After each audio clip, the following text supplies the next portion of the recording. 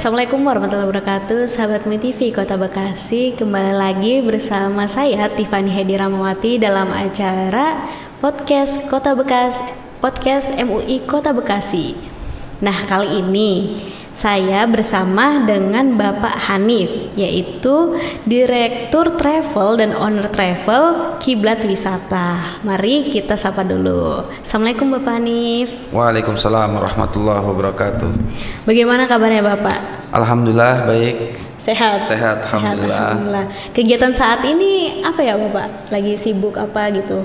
Kegiatan saat ini kalau untuk di haji umrohnya lagi sedikit kita kurangin karena lagi fokus untuk kita merapikan untuk di musim depan sama untuk kita nyelesain program untuk haji yang furodahnya yang langsung berangkat. Jadi untuk grup ini terakhir udah kemarin berangkat di tanggal 20 nanti tanggal 28 April terakhir. Habis itu udah nggak ada lagi karena kita pengen fokus untuk ke haji dulu nanti. Iya. Nah, Bapak, saya ingin menanyakan nih, gimana sih awal mula travel Kiblat Wisata ini didirikan? Jadi awalnya itu saya bermain travel dari tahun 2009. 2009. Iya. 2009 itu saya masih bersama salah satu travel lah, masih membantu membangun salah satu travel. Iya. Kemudian singkat cerita saya megang Kiblat itu kita akuisisi Mbak kebetulan. Iya. Jadi kita akuisisi Kiblat itu dari tahun 2018 sampai saat ini. Jadi sudah kita ambil full akuisisi dari tahun 2018. Oh, seperti itu. Nah, Bapak kenapa dinamakan travel Kiblat Wisata? Karena tadinya kita pengennya kiblat aja tanpa kiblat ada wisata. aja. Cuman karena kiblat sudah banyak yang pakai, ada media juga namanya kiblat dengan menggunakan brand kiblat, terus ada travel juga kiblat. Akhirnya kita tambahkan wisata supaya jadi lebih tidak spesifik aja menjadi general gitu. Jadi untuk main tour domestiknya bisa, tour internasional bisa. Oh, jadi bisa ke semuanya bisa ya? Bisa semuanya. Jadi tidak hanya umroh atau haji saja? Ya, jadi umroh dan haji itu lebih ke spesialisnya karena memang fokus dan izin kita akan diperkuatnya di umroh dan haji. Tapi untuk domestik dan internasionalnya ada, cuman itu tidak kita publish secara keseluruhan lah. Jadi hanya kadang by request, kadang hanya perusahaan yang minta seperti itu. Seperti itu. Nah, Bapak, untuk kuotanya sendiri nih, kalau misalkan untuk umroh dan haji itu tiap tahunnya itu kira-kira berapa ya, Pak? Kalau kuota umroh itu tidak ada batasan kuota. Jadi pemerintah Saudi ini dari dulu sampai sekarang itu dia tidak memberikan batasan kuota untuk berapa banyak jamaah yang boleh berangkat ke Saudi Arabia atau khususnya ke Makkah dan Madinah, itu tidak ada batasan. Jadi setiap tahun itu hanya berdasarkan demand, Mbak. Iya. Semakin besar demandnya, ya otomatis yang masuk akan terus berdatangan ke Makkah dan Madinah. Jadi Tapi tidak ada batasan. Tidak ada batasan untuk umroh. Kalau untuk haji, haji reguler itu kadang kalau ke tahun ini kan kita dikasih sekitar kurang lebih 210.000 yang 210.000 yang fixnya. Iya. Dibagi lagi 8% dari kuota haji reguler itu dibagi untuk ONH plus atau yang biasa disebut haji khusus. Dari 8% itu nanti didistribusikan ke semua travel yang memang sudah mendapatkan kuotanya, dan berapa lama masing-masing kuota itu memiliki jumlah masa tunggu jamaah hajinya. Nah, jadi setiap travel itu dia punya kuotanya yang sama nggak sih, Pak? Tidak, untuk haji ya. Untuk haji tidak. Oh, jadi berbeda-beda. Jadi nggak ada setiap travel yang dia punya jatah setiap tahun fix, misalnya 50, nggak ada. Jadi kadang bisa di tahun sekarang misalnya dapat 50, tahun berikutnya mungkin turun, itu bisa terjadi. Itu berarti kebijakan dari sananya ya, Pak? Itu kebijakan dari pemerintah kita yang menetapkan. Jadi pemerintah Saudi menurunkan jumlah 210.000 untuk Indonesia. Dari 210.000 nanti sama Kemenak, sama Kementerian Agama dipecah lagi 8% untuk travel yang memang sudah memiliki jamaah haji. Karena kan reguler itu kan dengan haji khusus beda, Mbak. Iya. Jadi reguler itu kan sekarang masa tunggu tercepatnya 15 tahun.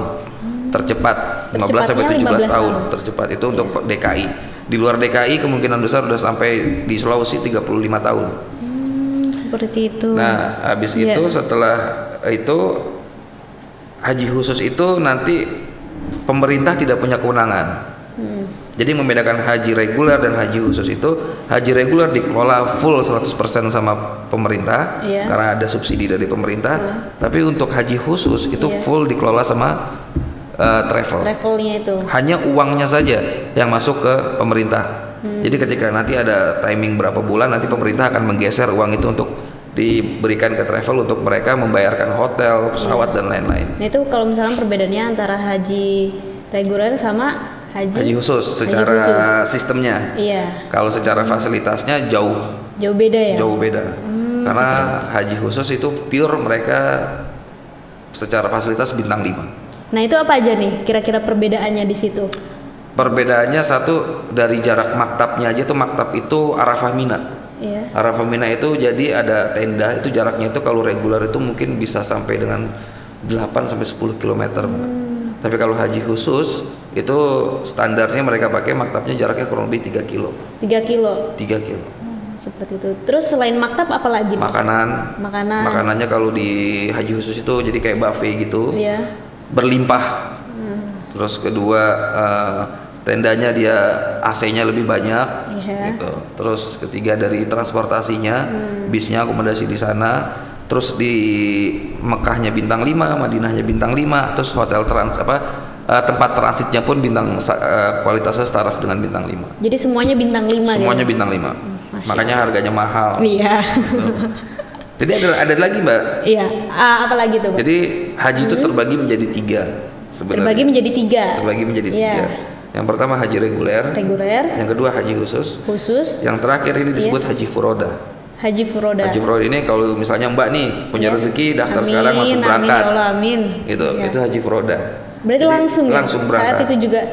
Jadi kasarnya yang paling murah itu haji reguler, yang paling medium itu haji khusus, ini yang paling mahalnya. Yang furoda itu karena memang dia tidak ada antri. Dan secara kuota jumlahnya juga limited ya. Nah kira-kira itu biaya perbandingan harganya berapa itu? Kalau haji khusus itu standaran travel menjual ke masyarakat itu di kisaran dari 11.500 sampai paling mahal di $17.000. Kalau yang haji furoda itu starting dari 22.000 sampai paling mahal di $46.000. Masya Allah. Semoga dapat rezeki ya Pak. Amin. Biar bisa berangkat sekarang. Amin. Nah itu kalau misalkan biaya umroh atau haji Pak, nah tiap tahun itu dia meningkat nggak sih? Sebenarnya kalau kita bicara meningkat atau tidak ada yang bisa membaca ya Mbak ya, karena berbisnis kita dengan Saudi ini mempunyai karakter bisnis yang memang berbeda. Dan jadi kayak contohnya kita bicara di musim ini.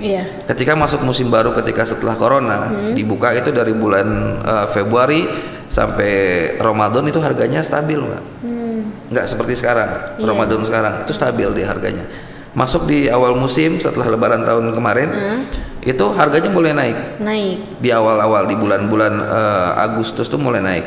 Tapi setelah itu turun, drop. Sampai di Desember bahkan sampai hotel-hotel sana nurunin harga. Karena itu tadi demand.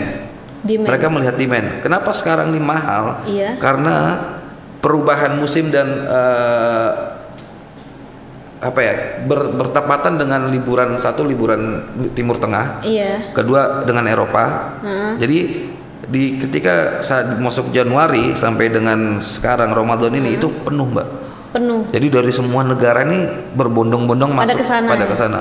Akhirnya Saudi bukan Saudinya, pihak hotel itu mereka mengeluarkan harga semaunya mereka. Jadi menaikkan seperti itu. Benar. Makanya kenapa di bulan Januari pertengahan sampai dengan Februari banyak kasus hampir 40% travel ini bermasalah. Ada yang masalahnya hotelnya diganti-ganti, ada yang tidak dapat kamar, bahkan ada yang 2 hari, termasuk ada salah satu tokoh besar yang mendapatkan musibah sama seperti itu. Dia sudah bayar lunas sampai dengan Mekah uangnya dikembalikan. Jadi sampai sana dikembalikan uangnya, suruh cari hotel sendiri. Ya ampun, karena itu kenaikan harga yang secara karena kenaikan. Jadi dan memang ada banyak kita bicara banyak namanya bisnis ya Mbak ya. Jadi banyak orang terlibat. Jadi kadang ada orang yang bisa mencari kesempatan di momen itu yang akhirnya dia udah deal dengan Mbak misalnya deal harga sekian, terus tiba-tiba dengan temennya Mbak ditawarin harga untuk naikin sedikit, akhirnya dijual ke situ. Jadi banyak lah. Banyak yang kasusnya macam-macam lah. Iya, dan salah satunya seperti itu. Salah satunya seperti itu. Oke. Dan Bapak nih, kalau misalkan travel itu dia kena pajak nggak sih? Misalkan pajak dari sananya tuh hotel, misalnya ada pajaknya, akhirnya dilimpahkan ke travel Bapak seperti itu, atau pajak yang lainnya? Kalau untuk kita ngambil semua akomodasi ya, termasuk hotel, terus handling, terus makan dan lain-lain, itu kita kena pajak kalau di total kurang lebih 25%. 25%. 25%. Itu baru untuk jadi pajaknya itu mereka masing-masing, Mbak. Hotel itu pajaknya 25%. Visa itu pajaknya kurang lebih 15%. Iya. Catering kadang udah dimasukin ke hotel, tapi kadang ada yang di-exclude-kan. Jadi tergantung kita ngambil cateringnya apakah dengan pihak hotel atau dari third party lagi, gitu. Iya. Dan itu udah masuk ke travel semuanya. Sudah masuk ke travel. Jadi travel ketika bayar dia dapat invoice itu sudah ada teksnya semua. Seperti itu. Nah, kalau misalkan hotel di sana itu gambarannya seperti apa ya, Pak? Maksudnya Bapak nih saat membooking hotel, apakah hotel itu saja atau berbeda-beda hotel kayak gitu? Jadi kalau hotel itu kita memang ada beberapa hotel yang memang sudah kita tentukan nih. Misalnya kita dominan ke hotelnya untuk bintang 5 anggap Pullman Zamzam misalnya. Terus Madinahnya misalnya kita pakai Hilton atau Movenpick misalnya. Nah, dari hotel yang sudah dominan ini itu akan jadi pilihan prioritas kita gitu, Mbak. Tapi ketika kita tidak dapat pilihan yang sudah kita prioritaskan, kita akan cari alternatif yang lain. Tapi dengan kondisi dan kualitas hotel itu staraf. Jadi tidak ada penurunan kualitas gitu. Dan cara bookingnya itu kayak gimana sih, Pak? Kalau saya dari PT Kiblat sendiri, kita ini alhamdulillah kita sudah tidak lagi mengambil dari pihak ketiga, Mbak. Karena kita kebetulan alhamdulillah kita punya tim, memang kurang lebih tim kita di Mekah itu kita ada 3 orang, di Madinah itu kita kurang lebih ada 3 orang, di Jeddah pun kita ada sekitar 2 orang. Jadi kita untuk pengambilan hotel itu sudah lagi tidak ke broker. Jadi kita sudah langsung direct ke hotel dengan sudah ada koordinasi masing-masing dari tim kita. Oh, jadi langsung ya dari langsung. Sana, Pak? Tanpa perantara orang. Tanpa perantara lagi. Oh, seperti itu. Iya. Dan kemudian nih Pak, kalau misalkan city tour di sana kayak gimana sih? Maksudnya Bapak apakah menyediakan fasilitas untuk daerah Madinah Mekah saja atau bisa ke luar negeri kayak Turki biasanya atau Mesir? Jadi gini, kalau city tour itu kan kita bicara ziarah ya, Mbak ya. Kalau kita konteksnya umroh berarti kan itu ziarah. Namanya ziarah berarti gitu ya. Kita dapat ziarah Mekah, ziarah Madinah dan city tour di Jeddah kan gitu. Kalau kita bicara ke Turki atau kita bicara misalnya ke Uzbek, plus Uzbek atau plus Akso atau apa gitu kan. Itu namanya kita umroh plus. Umroh plus. Jadi misalnya umroh plus Turki. Nanti tinggal kita melihat programnya. Apakah programnya itu umroh dahulu, ketika selesai umroh baru kita ke Turki, atau Turki dahulu baru kita umroh. Jadi tergantung, kadang ada grup yang minta, Mas kita maunya ke Turki dulu misalnya. Ya udah, kita bikinkan ke Turki dulu. Jadi itu requestan dari para peserta ya? Iya, jadi emang ada yang request, ada yang memang sudah kita tentukan. Oh, seperti itu. Iya. Terus kalau misalkan untuk pembimbingnya itu seperti apa ya, Pak? Apakah pembimbingnya wanita atau laki-laki seperti itu? Jadi kalau pembimbing umroh itu memang secara keseluruhan diakomodir oleh pembimbing pria, Mbak. Iya. Karena memang pembimbing wanita kan tidak bisa seleluasa pria untuk mereka membimbing jamaah. Jadi pembimbing itu memang sudah kita sediakan dan sudah kita ada beberapa mutawif, kita sebutnya mutawif di mana ada beberapa mutawif yang memang sudah bekerja sama dengan kita dan itu nanti akan kita rolling lah. Jadi ketika ada grup yang ini dapat mutawifnya yang seperti ini, jadi sudah ada beberapa karakter mutawif. Dan untuk pembimbing perempuan itu hanya kita fokuskan untuk di Raudhah. Jadi saat di Madinah saja. Di Madinah, dan itu pun hanya khusus untuk jamaah perempuan. Iya. Gitu. Jadi seperti itu. Ada satu sendiri, misalnya contoh mbaknya memang di sana, akhirnya jadi pembimbing untuk controlling pas saat ingin masuk ke Raudhahnya, terus saat di Raudhahnya, seperti itu. Jadi dimintanya waktu saat di sana, Pak? Saat di sana. Di sana aja. Saat di sana aja. Oh, itu yang buat khusus wanita. Tapi kalau misalkan yang laki-laki mulai dari Indonesia. Kalau enggak, jadi kita ada 2, Mbak. Ada 2. Satu kita nyebutnya TL, tour leader. Yang satu lagi kita nyebutnya mutawif. tour leader yang kita berangkat bareng dengan grup dari Indonesia menuju Saudi Arabia. Berarti dari sini yang tour leadernya. Yang tour leadernya. Mutawif ketika jamaah datang tank sampai airport di Makkah atau di Madinah atau di Jeddah, mereka langsung nyambut mutawifnya seperti itu. Iya.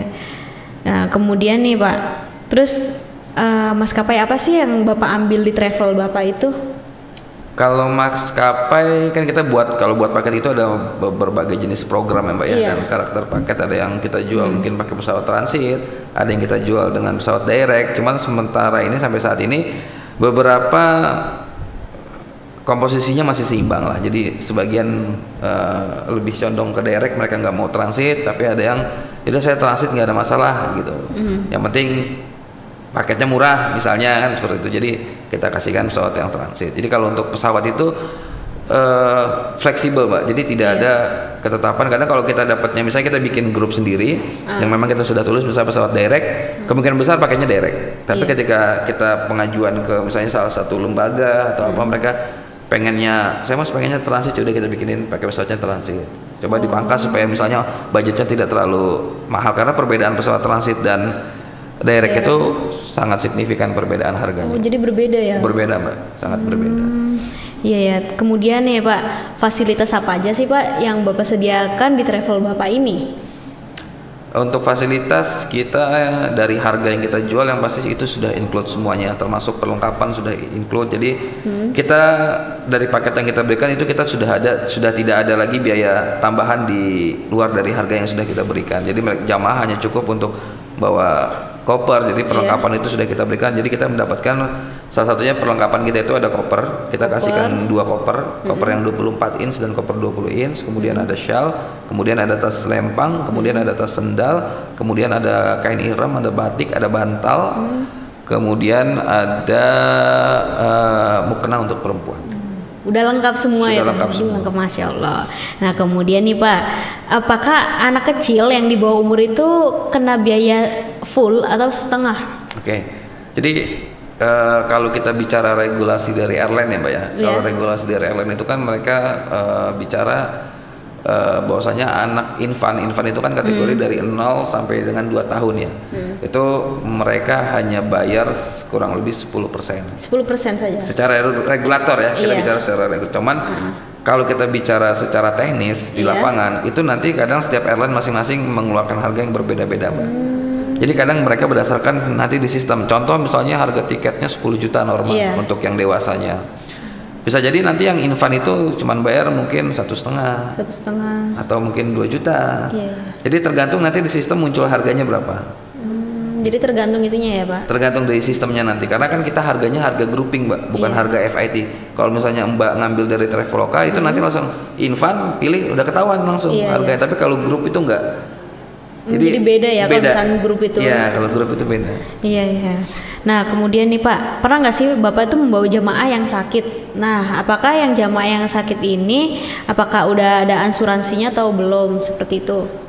Jadi alhamdulillah untuk setiap semua keberangkatan jamaah kiblat itu sudah di cover dengan asuransi berdasarkan dengan jumlah perjalanan berapa lama perjalanannya. Misalnya 9 hari berarti di cover 9 hari selama perjalanan, dan sebelum. Jika 12 hari ya 12 hari sama sistemnya seperti itu. Dan ketika terjadi sakit sekarang ini Mbak, ketika kita sakit di Saudi Arabia khususnya di Mekah Madinah, ketika kita menggunakan visa umroh, kita masuk rumah sakit manapun itu sudah gratis. Oh jadi udah gratis ya? Sudah gratis. Jadi asuransi itu hanya membackup misalnya Mbak berangkat dengan orang tua. Misalnya qadarullah orang tua sakit, nah otomatis Mbak kan mendampingi nih, harus transport misalnya dari hotel ke rumah sakit. Nah itu nanti biaya Mbak transport itu akan diganti oleh asuransi. Oh seperti itu. Jadi dia fungsinya membackup. Tapi kalau untuk biaya rumah sakit itu sudah di cover full oleh negara Saudi, khusus yang menggunakan visa umrohnya itu ya. Sama juga kayak visa haji sama aja. Yang penting ada visanya. Yang penting udah pokoknya di luar visa umroh dan haji itu tidak ada asuransi, bayar. Tapi khusus visa umroh dan haji udah otomatis masuk, nunjukin paspor dan visa, udah. Berarti kayak visa kerja, nah itu kan tidak termasuk itu kan? Bayar. Itu bayar Mbak. Dia nggak ada asuransinya. Iya. Gitu. Nah kemudian pernah nggak sih Pak, Bapak tuh ada cerita nggak bahwa jamaah tuh ada yang meninggal gitu? Alhamdulillah dari satu musim ini yang sudah meninggal mungkin sekitar 5 lah Mbak. Ada 5. Kurang lebih ada 5. Itu saat Bapak membawa di perjalanan atau di pesawat atau seperti apa? Terakhir bulan Februari kemarin itu dengan posisi waktu itu jamaahnya sudah mau pulang, sudah mau terbang lah, mungkin bisa dibilang 1 jam lagi terbang lah. Cuman pas lagi di tempat tunggu tiba-tiba beliaunya duduk terus udah tidak sadar dan meninggal pada saat itu langsung. Berarti beliau udah selesai ibadah? Sudah selesai ibadah, sudah mau pulang. Jadi kemudian itu dikuburnya di mana itu, Pak? Nah, ketika meninggal itu nanti kan kita bawa ke rumah sakit. Nanti dari pihak rumah sakit dan pemerintah Saudi akan memberikan kita surat. Yang dimana surat itu seperti layaknya surat pernyataan yang menanyakan apakah jamaah atau dari si mayit ini akan dikubur di negara mereka, gitu. Nah, kalau dari pihak keluarga itu menyetujui semua, mengatakan bahwasanya ya dikubur sana itu biasanya akan dikubur di Baki. Gitu, jadi akan dikubur di Baki. Nanti biasanya akan ada video dari, kalau kita biasanya kita dampingin sampai selesai pengkuburan, nanti kita video, nanti kita kirim ke pihak keluarga. Jadi dikuburnya di sana. Tapi ada juga nggak, Pak, yang minta udah balikan aja ke Indonesia? Kalau untuk kita bicara orang biasa yang sampai saat ini belum ada. Tapi kalau kita bicara orang-orang yang penting, mungkin rata-rata pada minta dibawa pulang karena memang cost-nya lumayan. Ada kita harus ngurus perizinan, nanti untuk airline kita harus nyiapin peti, habis itu kita harus nyiapin untuk pendingin dan lain, itu ada costnya lumayan. Dan itu bayarannya ditanggung siapa itu, Pak? Asuransi mengcover tapi tidak secara full. Jadi tidak semuanya ya, Pak ya? Iya, sekitar 70 sampai 80% lah. Atau berarti sisanya itu balik ke pihak keluarganya? Iya, balik ke pihak keluarga. Iya. Terus nih, Pak, Bapak kan pasti kalau misalkan sebelum umroh atau haji pasti ada pelatihan manasik ya, Pak ya? Nah, pelatihan manasik itu berapa kali, Pak, sebelum keberangkatan dan di mana tempatnya? Kalau untuk manasik kita kadang itu bisa tergantung dari jamaah, Pak. Jadi kadang kita infokan ke jamaah, Bapak Ibu kapan nih mau diadakan manasiknya? Apakah 1 minggu? Apakah misalnya 1 hari sebelum keberangkatan atau berapa hari? Jadi berdasarkan kesepakatan jamaah. Jadi kita tidak ada pacuan tepat karena kita melihat ya supaya jamaah kadang pengennya, ada yang pengennya kan dekat supaya jadi mereka tidak lupa, tapi ada yang pengen ngemas jangan terlalu dekat, nanti takutnya buru-buru. Jadi disepakati, biasanya kita infokan di grup kapan untuk manasiknya. Ketika udah disepakati baru nanti kita penentuan tempat, Mbak. Jadi itu tergantung requestnya dari jamaah peserta ya, Pak. Iya. Nah, terus itu tuh udah ada biayanya udah ditanggung dari travelnya atau dipungut lagi sama peserta itu? Semua yang saya bilang tadi dari harga yang kita keluarkan itu semua sudah all in, jadi termasuk manasik. Jadi jamaah cuma cukup bawa koper saja. Jadi udah termasuk ya, Pak ya? Sudah termasuk. Nah, Bapak, kan Bapak travelnya di sini kan, pasti ada kerjasama sama orang sana, agen sana. Kalau untuk di Saudi kita full handling semua sendiri. Oh, berarti kita sendiri tidak ada kerjasama untuk tidak Saudi. Ada kerjasama? Tidak ada kerjasama. Kalau untuk ke negara lain ya seperti Turki, Eropa, untuk wisata halal di Eropa Timur itu kita ada kerjasama dengan pihak ketiga. Tapi kalau untuk di Saudi kita full urus sendiri semua. Berarti sendiri ya? Sendiri. Jadi kalau misalkan umroh, haji, yang Mekah Madinah itu sendiri. Sendiri. Nah, kecuali kalau misalkan yang keluar lain keluar negeri lain, luar dari umroh lah ya, seperti baru itu. kita ada orang pihak ketiganya seperti itu. Oh iya. Nah, kemudian nih, Pak, yang terakhir katanya tuh dengar-dengar ada jamaah yang terlantar di sana. Nah, itu menurut Bapak tuh kayak gimana? Ya, tadi yang kita bicara di awal lah, kita bilang ada salah satu tokoh yang khususnya dari bulan pertengahan Januari sampai dengan Februari. Itu memang banyak jamaah yang karena gini, kita kalau bicara jadi banyak aspek ya, Mbak ya. Saya juga tidak bisa menilai atau melihat bahwasanya ini kesalahan dari travel atau ini kesalahan dari agennya atau dari pihak hotel, karena konteks masalahnya itu berbeda-beda. Cuman bisa dibilang sebagian besar bermasalah karena di hotelnya. Di hotelnya karena memang masih banyak travel yang dia secara knowledge-nya untuk gimana sih cara ngambil hotel dengan pihak Saudi itu seperti apa, kerjasamanya seperti apa, itu masih banyak yang memang belum memiliki kemampuan itu. Jadi kadang mereka ngambil dengan si fulan, akhirnya si fulan mungkin kurang amanah, akhirnya bermasalah lah hotelnya. Jadi belum begitu pengalaman ya Pak? Jadi ya? pengalamannya masih kurang karena memang banyak kan bermunculan travel baru sekarang ini. Dan di travel Bapak sendiri pernah nggak seperti itu? Alhamdulillah sampai saat ini belum, Mbak. Alhamdulillah Sampai saat ini belum. Ya, jadi aman ya Pak ya? Alhamdulillah masih aman, mudah-mudahan seterusnya aman. Nah nih Bapak, kalau misalkan buat sahabat MUI TV Kota Bekasi pingin ke travel Bapak nih, pingin daftar, nah itu kantornya di mana tuh Pak? Kantor kita ada di seberang Mall Galaxy. Grand Galaxy Park di samping Masjid Az-Zikra pas. Az-Zikra Galaxy pas di situ. Ada cabang lagi nggak Pak? Apa di situ saja? Cabang kita ada di Kalimantan, di Banjarmasin, kemudian ada di Solo, ada di Semarang, sama rencana nanti insya Allah ada di Bandung, sama nanti ada di Surabaya rencana. Udah banyak ya Pak ya? Yang sudah berjadi kantor baru 4 lah Mbak. Yang lainnya masih on proses untuk pembukaan rencananya. Semoga semakin banyak ya Pak ya cabang-cabangnya di Indonesia ini. Amin. Tapi khusus buat Bekasi di situ saja ya Pak ya? Bekasi sementara kalau untuk kantor cabang masih kantor cabang belum ada untuk di Bekasi. Belum ada. Jadi kalau agen-agen ada di Karawang. Oh, seperti itu. Ada di Bekasi juga. Iya. Nah, buat Instagramnya apa itu Pak? Kalau misalkan ini sahabat MUI TV pada mau kepo gitu. Instagram Kiblat itu ada di Wisma Kiblat namanya. Wisma Kiblat. Oke. Nah, Bapak terima kasih banyak ya Pak untuk waktunya, untuk sharing-sharing kita. Semoga sahabat MUI TV juga dapat inspirasi baru gitu kan. Ini travel tuh seperti ini. Terus ingin mencoba umroh, semoga ada rezekinya. Haji juga bisa menghubungi travel Kiblat Wisata. Oke sahabat MUI TV, mungkin cukup sekian tema kita kali ini dan kita akan membahas tema-tema selanjutnya di minggu depan. Terima kasih. Assalamualaikum warahmatullahi wabarakatuh. Waalaikumsalam.